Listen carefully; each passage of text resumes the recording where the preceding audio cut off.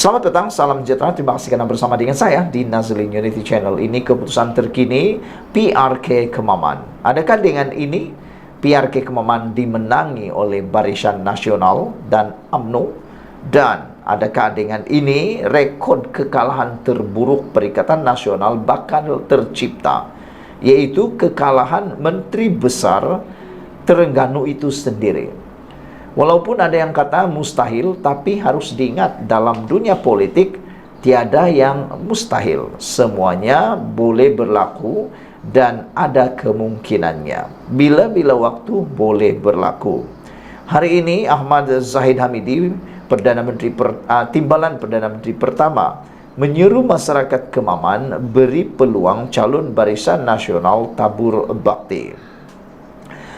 Pengerusi Barisan Nasional BN, Datuk Seri Ahmad Zahid Hamidi, menyeru masyarakat di Kemaman, Terengganu agar memberi peluang kepada calon wakil rakyat Barisan Nasional untuk menabur bakti di kawasan berkenaan.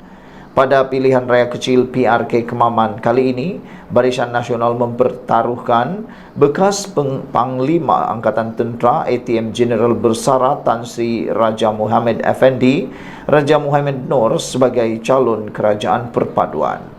Ahmad Zahid Hamidi menyifatkan pengalaman yang dimiliki Muhammad Effendi ketika mengemudi pasukan Angkatan Tentera Malaysia menggambarkan beliau seorang yang mempunyai semangat juang yang tinggi untuk memberi bakti. Ia ditambahkan lagi dengan keberadaan beliau membesar di bumi Kemaman ini, pastinya memahami sebaiknya kehendak pengundi Kemaman untuk dimajukan selari dengan aspirasi kerajaan perpaduan.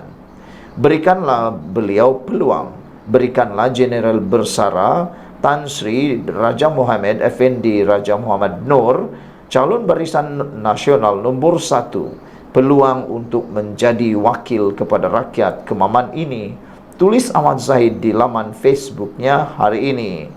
PRK Kemaman yang akan diadakan pada 2 Disember depan bakal menyaksikan pertandingan dua penjuru melibatkan Muhammad Effendi dan Datuk Seri Dr. Ahmad Samsuri Mokhtar yang mewakili PAS.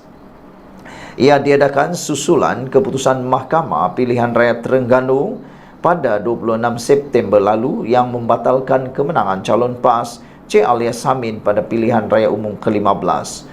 Untuk rekod, pada PRU 15, Cik Alias menang kerusi Parlimen Kemaman dengan majoriti 27,179 undi untuk menewaskan pengurusi UMNO Terengganu, Datuk Seri Ahmad Said, yang mendapat 38,535 undi. Dua lagi calon iaitu Hasuni Sudin daripada Pakatan Harapan memperoleh 8,340 undi, manakala calon pejuang Rosli Abdul Ghani dapat 506 undi. Saudara-saudara sekalian, inilah yang kita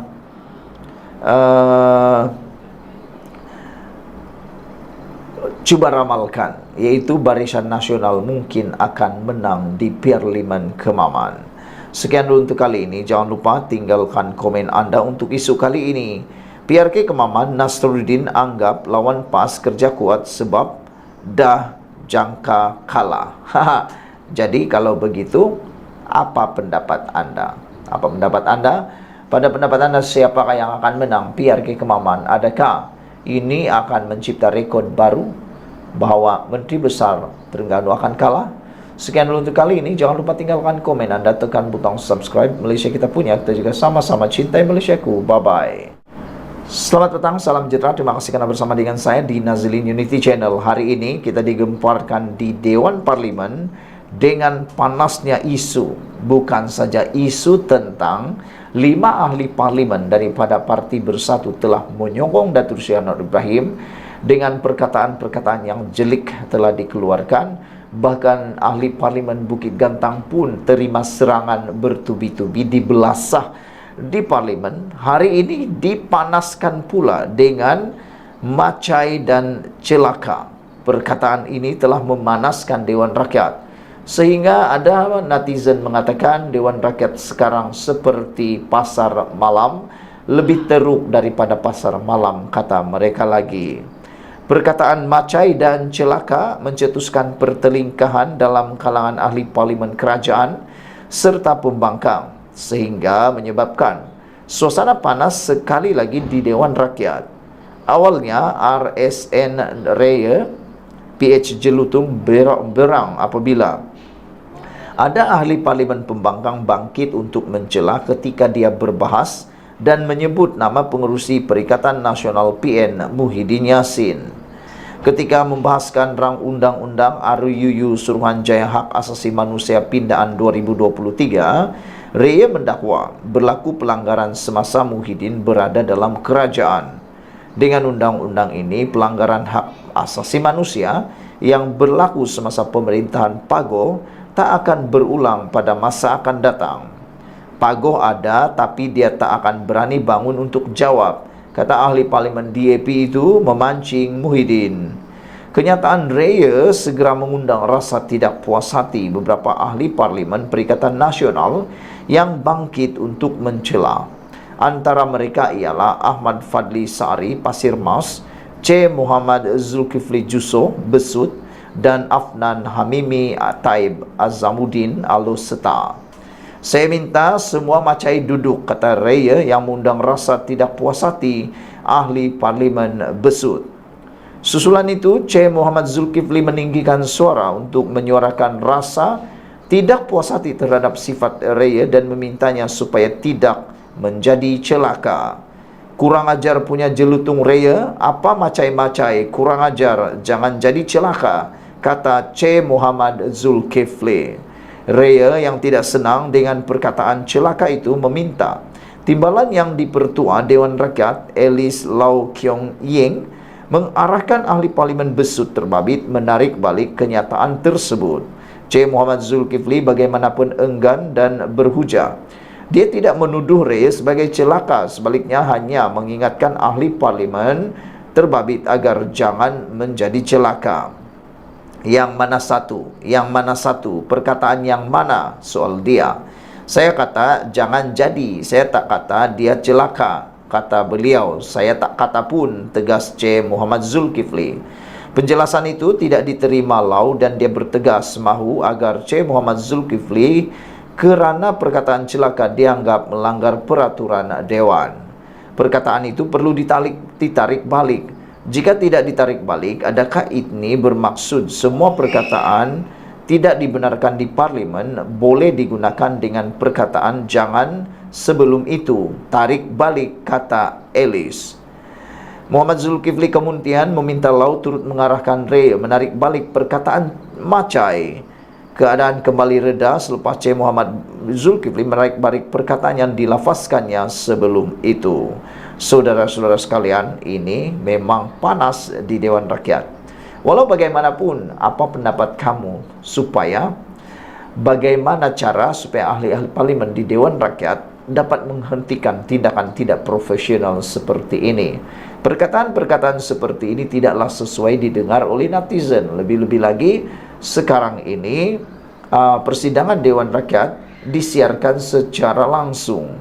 Bagaimana kalau anak-anak kecil, remaja yang masih tak matang, menangkap perkataan-perkataan itu sebagai satu perkataan yang biasa dan normal digunakan? Bukankah perkara itu tidak kita ingini?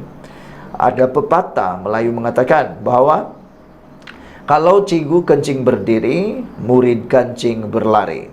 Jadi kalau ahli parlimen pun begini perkataan-perkataan mereka, apalah pula rakyat jelata.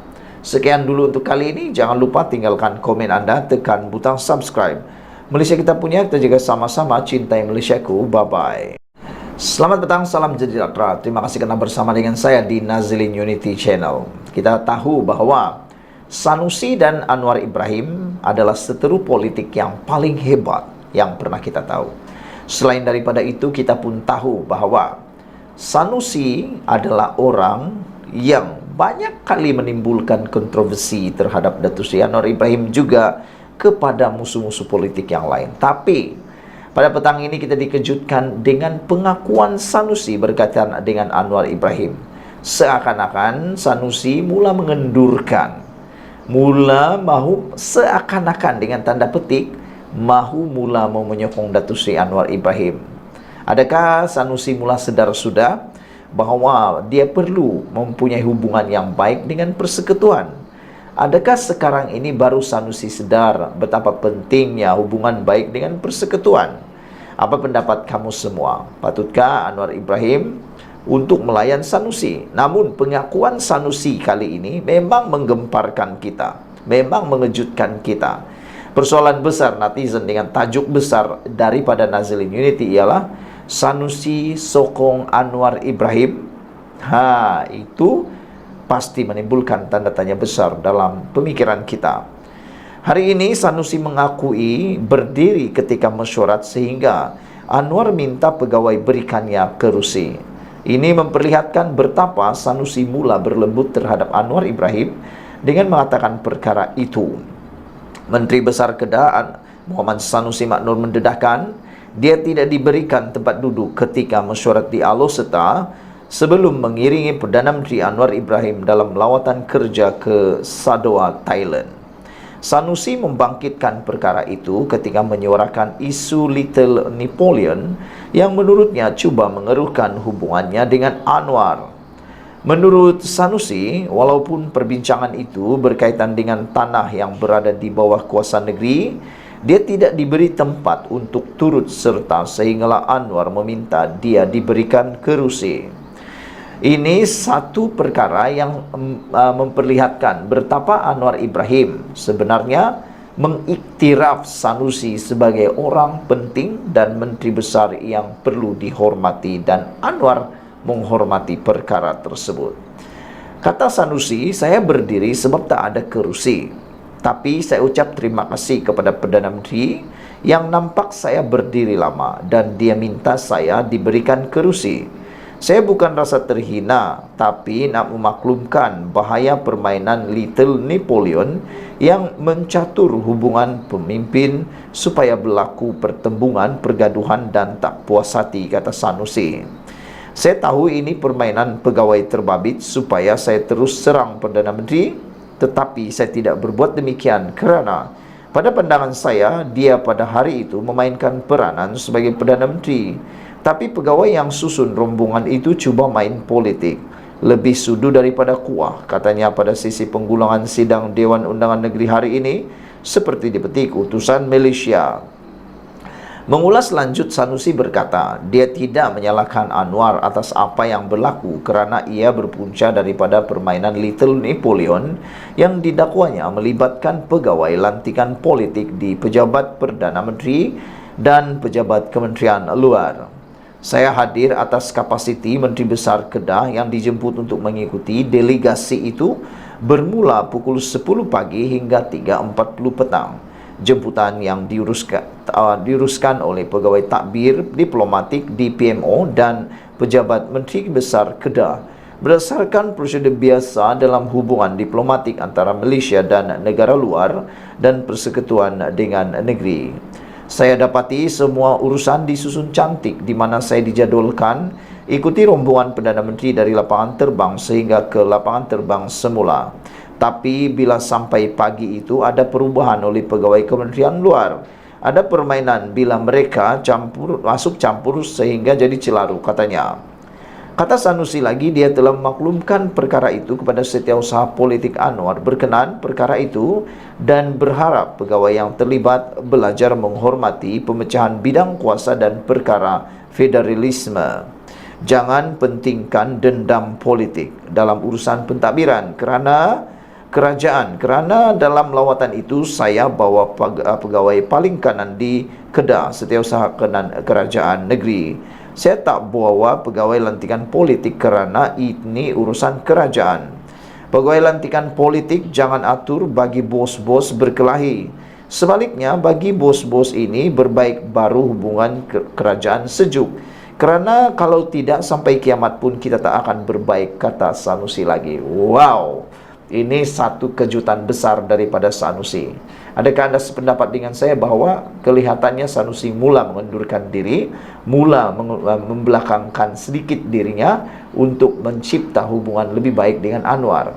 Saya secara pribadi menyambut baik niat itu dan diharapkan ianya bersifat ikhlas. Dan adakah selepas ini Sanusi akan menawarkan diri untuk menyokong Anwar Ibrahim? Sekian dulu untuk kali ini. Jangan lupa tinggalkan komen anda, tekan butang subscribe. Malaysia kita punya, kita jaga sama-sama cintai Malaysiaku. Kita jumpa lagi. Bye-bye.